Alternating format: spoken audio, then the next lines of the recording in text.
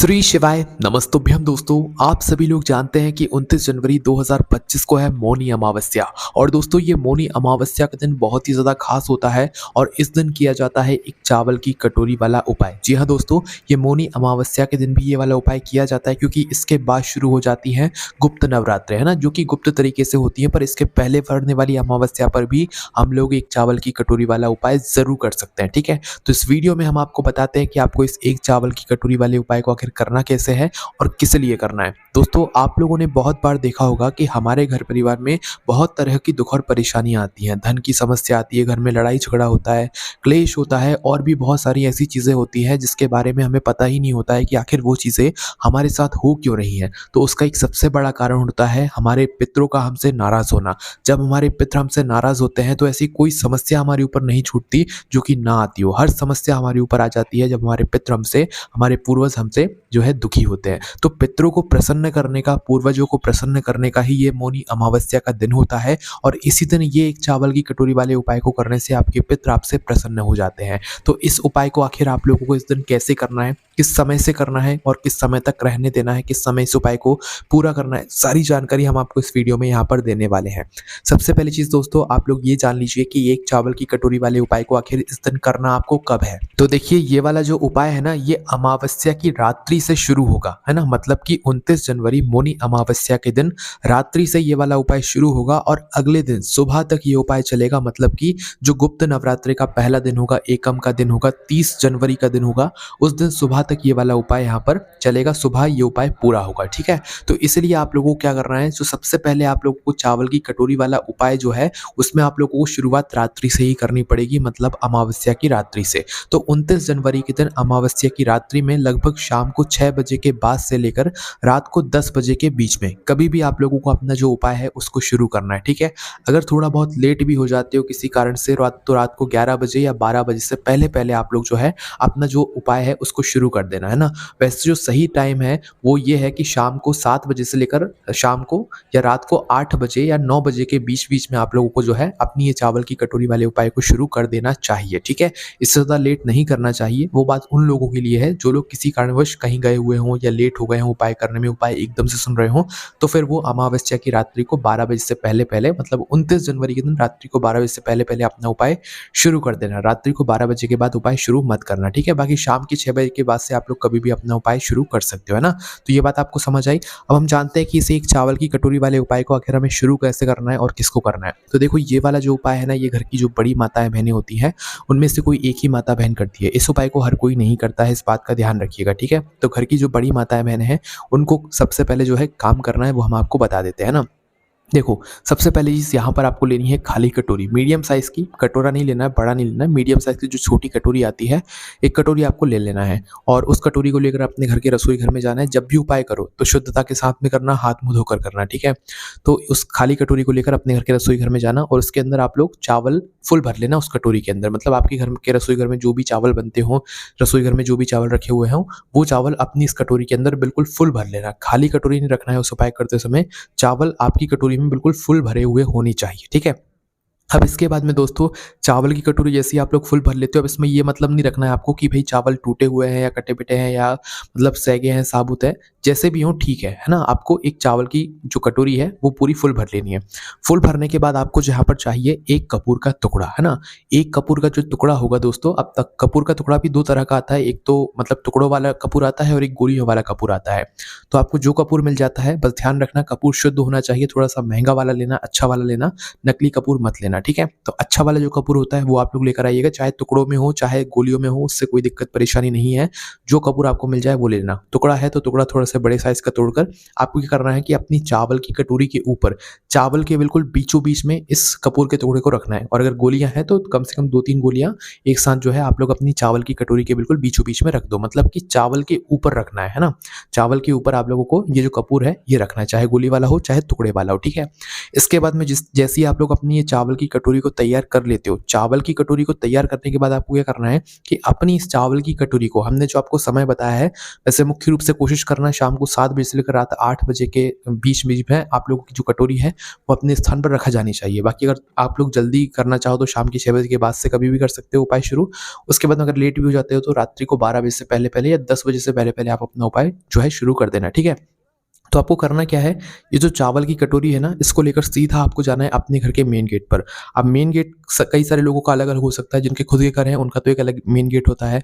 जो लोग किराए के घर में रहते हैं उनका मेन गेट नहीं होता है, वो लोग परेशान होंगे। और जो लोग मल्टीज़ में रहते हैं उनका भी एक मेन गेट नहीं होता है, तो हम उनके लिए भी बता देते हैं। देखो, जिनका खुद का मेन गेट है, जिनका खुद का घर है, उनको उनको तो कोई परेशानी नहीं, उनका तो एक मेन गेट होता है। बाकी जो लोग किराए के घर में या मल्टीज़ में रहते हैं, तो आपके किराए का घर का वो आखिरी दरवाज़ा जहाँ तक आपके किराए का घर है, तो आपके लिए वो आपका मेन दरवाज़ा रहेगा। मल्टीज़ में जो आपके घर का मेन आखिरी गेट है, जहाँ से आप अंदर बाहर आते हो, तो आपके लिए वो आपके घर का मेन गेट है। समझ गए आप लोग? तो वहीं पर आप लोगों को जो है उपाय शुरू करना है। तो आपको क्या करना है, अपनी इस चावल की कटोरी को लेकर अपने सीधे हाथ में रखकर इस चावल की कटोरी को लेकर आप लोगों को आना है, सीधा आना है आपको अपने घर के मेन गेट पर। मतलब कि हमने जो आपको समझा दिया है, जिनका खुद का घर है उनका तो मेन गेट अलग ही है। बाकी जो लोग मल्टीज़ या किराए के घर में भी रहते हैं, तो आप लोगों को हमने बता दिया आपके घर का मेन गेट कौन-सा होगा, ठीक है? तो आपको अपनी इस चावल की कटोरी को लेकर, चावल की कटोरी तैयार करके रखनी है। मतलब कि चावल कटोरी में भरकर उसके ऊपर कपूर का टुकड़ा रखकर फिर आपको इस चावल की कटोरी को लेकर अपने घर के मेन गेट पर या मुख्य द्वार पर आना है ना। और मुख्य द्वार पर आने के बाद आपको क्या करना है कि इस चावल की कटोरी को अपने घर के मेन गेट के थोड़ा सा बाहर की साइड करके रखना है। बिल्कुल ऐसा नहीं कि घर के अंदर आप इस चावल की कटोरी को रख रहे हो, नहीं। इस चावल की कटोरी को आपको अपने घर के मेन गेट के थोड़ा सा बाहर की साइड करके रखना है। भले अपनी दीवार पर भी रख रहे हो तो थोड़ा सा बाहर की साइड करके रख देना। और अगर आपको कोई दिक्कत परेशानी हो थोड़ा बाहर की साइड करके रखने में, तो फिर आप लोग अपनी दीवार पर ही रखना, पर अपने घर की चौखट के अंदर साइड मत रखना। इस बात का ध्यान रखना, भले दीवार पर रख देना पर अपने घर की चौखट के अंदर की साइड मत रखना। इस कटोरी को आपको बाहर की साइड ही करके रखना है। भले आप दीवार पर ही रख दो, उसमें कोई दिक्कत नहीं है, ठीक है? तो आप लोगों को अपने घर के मेन गेट पर इस चावल की कटोरी को रख देना है, ठीक है? अगर आप ज़मीन पर भी इस चावल की कटोरी को रख रहे हैं तो कोई दिक्कत नहीं है। जो लोग मल्टीज़ में किराए के घर में रह रहे हैं भाई, उनको तो जो है इस चावल की कटोरी को ज़मीन पर ही रखना पड़ेगा। पर यहाँ पर एक बात आती है कि अगर आप ज़मीन पर अगर कटोरी को रख रहे हो तो आपको कुछ बातों का ध्यान रखना पड़ेगा। ये चावल की जो कटोरी है, ये पूरी रात भर, अमावस्या की पूरी रात आपकी उसी जगह पर आपके घर के मेन गेट पर रखी रहेगी और आपको इसको देखना भी नहीं है, ठीक है? तो इस वजह से रात्रि भर में कोई भी जानवर आ सकता है, आपकी इस चावल की कटोरी को नुकसान पहुंचा सकता है। इसलिए आप लोग क्या कीजिएगा कि आप चावल की कटोरी को जहाँ पर भी रखें, चाहे दरवाजे के मेन गेट के दरवाजे के बाहर की साइड करके रख रहे हो, चाहे नीचे ज़मीन पर रख रहे हो, तो इसे थोड़ा सा सुरक्षित करके रखिएगा। मतलब इसके आसपास कुछ ईंटें लगवा दीजिएगा या कुछ ऐसी चीज़ें लगवा दीजिएगा कि कोई जानवर भी अगर आए तो इस कटोरी तक वो ना पहुँच पाए, है ना? तो इस कटोरी को आपको सुरक्षित करके रखना है। बाकी कोई डलिया वगैरह से आप इसे ढक भी सकते हो, है ना? बाकी कपूर का टुकड़ा और जो चावल हमने आपको जैसे रखने के लिए बताया, वो चावल के कटोरी के अंदर वैसे ही रखा होना चाहिए, उसको आपको कुछ नहीं करना है। बस चावल की कटोरी को रखकर उसके आसपास कुछ ईंटें लगा देना है या कुछ ऐसी चीज़ें रख देना है जिसकी वजह से कोई भी, मतलब जो जानवर है, जो बिल्ली है, क्योंकि रात में बिल्ली बहुत आती है, गाय बहुत आती हैं, तो भई वो आपकी कटोरी को नुकसान ना पहुँचा दे। अगर कटोरी को नुकसान पहुँचा दिए तो फिर आप सुबह उपाय नहीं कर पाओगे, क्योंकि उपाय होगा हमारा सुबह पूरा, है ना? तो जैसे ही ये चावल की कटोरी आप लोग रख देते हो ना, तो चावल की कटोरी रखने के बाद अब आप लोगों को जो है पूरी रात भर के लिए इस चावल की कटोरी को वहाँ पर छोड़ देना है अपने घर के मेन गेट पर, ठीक है? मेन गेट पर जैसे ही आप लोग चावल की कटोरी को रखते हो, तो थोड़ा-सा पितरों का, अपने पूर्वजों का स्मरण कर लेना, है ना? रखने के बाद आपको जो भी ईंटें वगैरह साइड में रखनी है जिससे कि वो आपकी कटोरी सुरक्षित रहे, तो आप वो सारी चीज़ें करके अपने घर के अंदर आ जाइएगा और फिर घर से बाहर मत जाइएगा, ठीक है? घर के अंदर आने के बाद अपना दरवाज़ा लगा दीजिएगा और फिर आप अपने घर के जो भी बाकी काम है वो सारे काम कर लीजिएगा, ठीक है?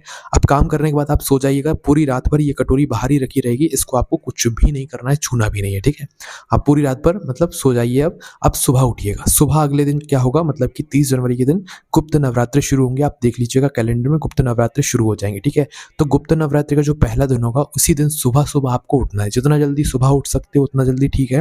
बाकी 6 बजे भी उठ रहे हो तो भी ठीक है, 7, 8, 9, 10 बजे तक आप लोगों को जो है उठ सकते हो और 10 बजे से पहले-पहले ये वाला उपाय आप लोगों को पूरा करना है। और अगर कोई किसी कारण से अगर ना भी उठ पाया, कोई काम हो, तो भाई वो दोपहर के 12 बजे से पहले-पहले इस उपाय को पूरा कर लेना, वरना आधा उपाय रह जाएगा और आपको उपाय का कोई फल ही नहीं मिलेगा, ठीक है? वैसे कोशिश करना सुबह जल्दी से जल्दी आप उपाय को पूरा करने की कोशिश करना, बाकी किसी कारणवश लेट भी हो जाओ तो सुबह 10 बजे से पहले-पहले आप अपना जो उपाय है उसको पूरा कर लेना, है ना? अब करना क्या है, जैसे ही आप लोग सुबह उठते हो तो सबसे पहले आपको स्नान करना है, बिना स्नान किए ये वाला उपाय आपको पूरा नहीं करना है ना? तो सुबह उठकर सबसे पहले आपको स्नान करना है। आपने स्नान किया, स्नान करने के बाद आप लोगों का सबसे पहला काम ये रहेगा कि इस उपाय को पूरा करने का, ठीक है? बाकी की जो जो भी काम है आपके वो बाद में कीजिएगा। हाँ, बाकी अगर आप लोग झाड़ू वगैरह लगाना चाहते हैं तो वो आपकी मर्ज़ी लगा सकते हो। पर स्नान करने के बाद सबसे पहला काम आपका जो है उपाय करने का ही रहेगा और इस दिन आप लोग सुबह उठकर पहले स्नान ही कीजिएगा, फिर उसके बाद जो है बाकी काम कीजिएगा। तो आपको आना है जैसे ही आप स्नान कर लेते हो तो स्नान करने के बाद आपको अपने घर से मात्र एक माचिस उठाना है और एक माचिस लेकर, जो भी आपके घर में माचिस हो वो माचिस लेकर आप लोगों को सीधा उस कटोरी के पास में आ जाना है जो आपने रात्रि में, अमावस्या की रात्रि में अपने घर के मेन गेट पर, दरवाजे पर या मल्टीज में या जहाँ पर भी आप रहते हो, आपके घर का जो भी मेन गेट हो, जहाँ पर भी आपने रखी हुई थी वहाँ पर आ जाइए। और वहाँ पर आने के बाद आपको क्या करना है कि जो आपने साइड साइड में जो भी सुरक्षा करने के लिए उस कटोरी के लिए चीज़ें रखी हुई थी उनको सबसे पहले हटा देना है ना। उन चीज़ों को हटाने के बाद अब आपको क्या करना है, जैसे ही आप सारी चीज़ों को हटा देते हो तो हटाने के बाद आपको अपनी माचिस लेना है और माचिस लेकर अपनी माचिस को जलाना है। और जलाने के बाद आपने क्या रखा हुआ था कि चावल की कटोरी के ऊपर एक कपूर का टुकड़ा रखा हुआ था, किसी ने गोली रखी हुई होंगे, है ना? तो आपको उस चावल के ऊपर जो कपूर का टुकड़ा रखा हुआ है, उस कपूर के टुकड़े को या गोली को जो है अपनी माचिस को जलाकर जला देना है। जब आप इस माचिस को जलाकर कपूर के टुकड़े को उस चावल की कटोरी के ऊपर रखे हुए टुकड़े को जला रहे होंगे तो उस समय अपने पूर्वजों का ध्यान कीजिएगा, अपने पितरों का ध्यान कीजिएगा, ठीक है? तो अपनी माचिस से उस कपूर के टुकड़े को आप जला दीजिएगा, है ना? अब जब तक वह कपूर का टुकड़ा जलता है, जब तक आप वहीं पर खड़े रहिए, जब तक आपको उस कटोरी को नहीं छूना है, ना चावल को छूना है, ना किसी को छूना है, ठीक है? तो जब तक आपका वह कपूर का टुकड़ा जलता है तो तब तक आप वहीं पर खड़े रहिए, जब तक आप कटोरी को मत छूइएगा। जैसे ही आपका कपूर का टुकड़ा जल जाता है, पूरा अच्छी तरीके से जलकर बुझ जाता है, उसके बाद में अब आपको क्या करना है कि अपनी इस चावल की कटोरी को अपने सीधे हाथ के तीली से उठाना है और उठाने के बाद क्या करना है कि किसी भी ऐसे पेड़ के नीचे जाना है जहाँ पर जो पक्षी होते हैं दाना चुगने के लिए आते हो या जिस पेड़ के ऊपर मतलब पक्षी बैठे रहते हो, तो कोई भी पेड़ हो उस पेड़ के नीचे जाना है आप लोगों को और इस चावल की कटोरी को वहीं के वहीं डालकर आ जाना है। मतलब चावल की कटोरी के अंदर जो चावल हैं, सिर्फ चावलों को वहां पर आपको उस पेड़ के नीचे फैला देना है, जिसके बाद जो पक्षी हैं उन दानों को चुग लेंगे। बाकी जो आपकी खाली कटोरी है उसको आपको अपने साथ में वापस लेकर आ जाना है, कटोरी को वहां पर छोड़कर नहीं आना है, ठीक है? जब आप लोग अपनी जो चावल की कटोरी में से चावल को उस पेड़ के नीचे डालेंगे तो अपने पितरों का, अपने पूर्वजों का स्मरण कीजिएगा और उनसे प्रार्थना कीजिएगा कि आपके जीवन में जो भी दुख और परेशानी आ रही है उसके लिए, मतलब वो आपकी परेशानी को दूर करें और आपसे कभी भी अनजाने में जो भी गलती हुई हो अपने पितरों के लिए, अपने पूर्वजों के लिए, उसके लिए भी वो आपको क्षमा करें। ऐसे ही मतलब मन ही मन सोचते हुए, अपने पूर्वजों का ध्यान करते हुए, पितरों का ध्यान करते हुए ये चावल की कटोरी के चावल आपको पेड़ के नीचे फैला देने। किसी भी पेड़ के नीचे, आपके घर के बाहर वो पेड़ होना चाहिए, बस इस बात का ध्यान रखना, ठीक है? तो पेड़ के नीचे फैलाकर पितरों का ध्यान करके वापस अपने घर पर आ जाना और ये वाला उपाय यहाँ पर आपका पूरा हो जाता है। ये उपाय आपके पितरों को आपके लिए जो है प्रसन्न करवा देता है ना, और इस उपाय को करने से आपके जीवन की दुख और परेशानियां भी यहाँ पर दूर होती हैं। तो इसलिए इस दिन ये वाला उपाय जरूर करके देखिएगा। इस उपाय को करने में अगर आपको कोई भी दिक्कत, समस्या, परेशानी आती है तो उसे हमसे कमेंट करके पूछ सकते हैं। हमारी वेबसाइट भोलेनाथभक्ति.com पर भी आप लोगों को ये वाला उपाय पढ़ने के लिए मिल जाएगा। ओम नमः शिवाय, जय भोले, श्री शिवाय, नमस्तुभ्यम।